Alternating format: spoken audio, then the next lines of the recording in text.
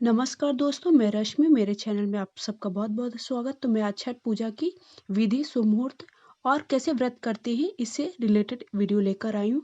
अगर वीडियो अच्छा लगता है तो लाइक, शेयर और सब्सक्राइब करना ना भूलें। आज से छठ पूजा की शुरुआत हो चुकी है। आज नहाए-खाए हैं। व्रत महिलाएं इस दिन की प्रक्रिया में सुबह से ही लगी रहती हैं। नहाए खाए के दिन गंगा स्नान करने का चलन है। इस दिन घर की पूरी साफ सफाई की जाती है। छठी मैया के स्वागत के लिए घर का आंगन, घर के आगे पीछे मतलब सारे स्थान को अच्छे से साफ सफाई की जाती है। छठ का पर्व 4 दिनों तक होता है।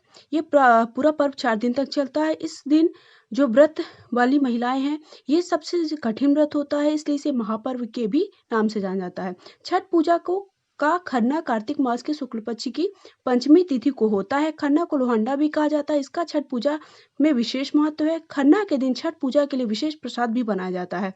इस दिन पूरा दिन व्रत रखा जाता है और रात को प्रसाद के रूप में खीर को प्रसाद के रूप में ग्रहण किया जाता है। इस बार छठ पूजा 18 नवंबर से 21 नवंबर तक चलेगी। छठ पर्व की पूजन की सामग्री। तो छठ पर्व के दौरान फलों का विशेष महत्व होता है। इसमें संतरा, अनानास, गन्ना, सुतनी, केला, अमरूद, शरीफा, नारियल भी शामिल होता है। इसके अलावा साठी के चावल का चिवड़ा, ठेकुआ, दूध, शहद, तिल, अन्य द्रव्य भी शामिल किए जाते हैं। इनसे डूबते हुए सूर्य को अर्घ्य दिया जाता है।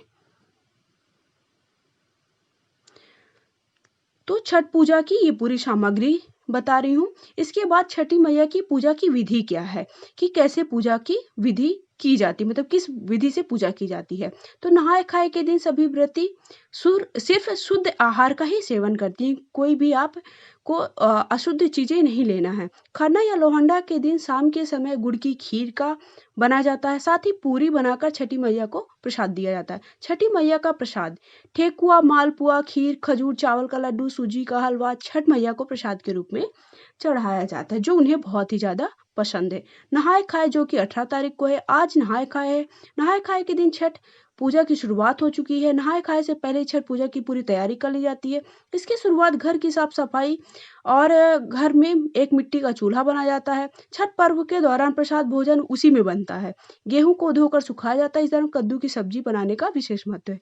नहाए खाए पूजा का महापर्व 4 दिनों तक होता है। इस दिन नहाए खाए किया जाता है। इस दिन जो लोग व्रत करते हुए स्नान आदि करके सात्विक भोजन ग्रहण करते हैं, छठी मैया को प्रसाद कर इसके बाद ही वो छठी मैया का व्रत करते हैं। इस दिन व्रत से पूर्व नहाने के बाद सात्विक भोजन ग्रहण करना नहाए खाए कहलाता है, जो कि बुधवार को पड़ रहा है। और इसका समय जो कि भारतीय समय के अनुसार 7:36 है। दिन बुधवार को पड़ रहा है और 6:38 सूर्योदय से लेकर सूर्यास्त 5:22 तक है।